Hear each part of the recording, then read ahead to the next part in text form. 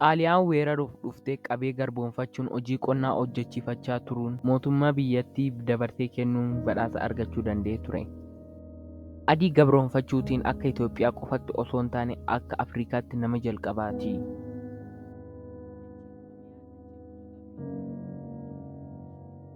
Akkam jirtu daawwattoota keenya, har'a seenaa garbii bultoo isiniif qabadhee dhufeen jira. Hanga xumura qophii keenyaatti nu waliin turaa jechuun affeerraa keenya. Ana qopheessaa fi dhiyeessaa Beekii Kaffiyaaloo. Garbii bultoon godina Shawaa Lixaa lafa gootummaan beekamtu Sibaa Hanquree aanaa Meettaa Roobiitti bara 1903 abbaa isaa obbo Bultoo Dalchaa fi haadha isaa aadde Baksee Horaa irraa dhalate. Abbaan garbii obbo Bultoon weerartoonni Xaaliyaan bulchiinsa isaanii yeroo babal'ifatan waan isaan mormeef jalaa ajjeesanii. Yeroo kana gootichi kun abbaan isaa gaafa ajjeefamu Xaaliyaan irratti xiiqii fi haariin hidhii ciniinnatee bosona seenee isaan adamsuu jalqabe. Bara 1929 obboleessa isaa waliin ta'uu wiirtuu waraana Xaaliyaan cabsanii seenuun mancaasanii diina isaanii qaaneffachiisuun lammii isaaniif gaachana ta'uun mirkaneessanii.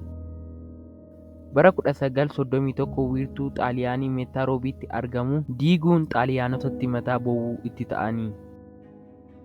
Meettaa Roobii Gindabarat deemuun Xaaliyaan waraanaa osoo jiranii obboleessi garbii hundeen rasaasaan dhahame. Kanarraan kan ka'es aarsaa lubbuu kanfale.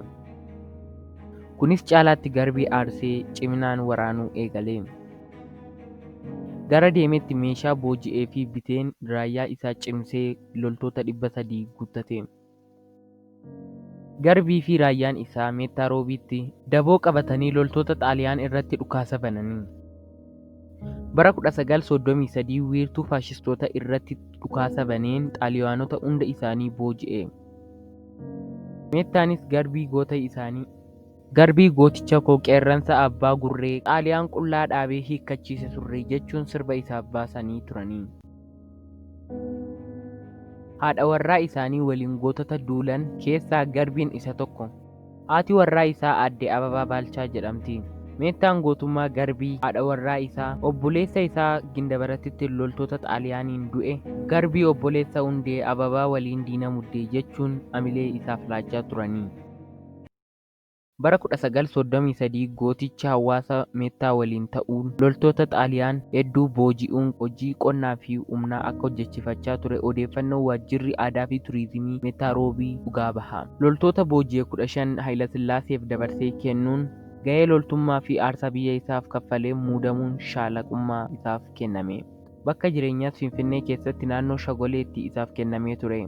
Haa ta'u malee lafa dhaloota isaa Meettaa fi hawaasa isaa irraa fagaachuu waan isaaf ta'uu dideef lafa dhalatee guddatetti deebi'uun umurii isaa 37ffaatti bara 1940 dhukkubsatee lubbuun isaa darbuu danda'ee jira.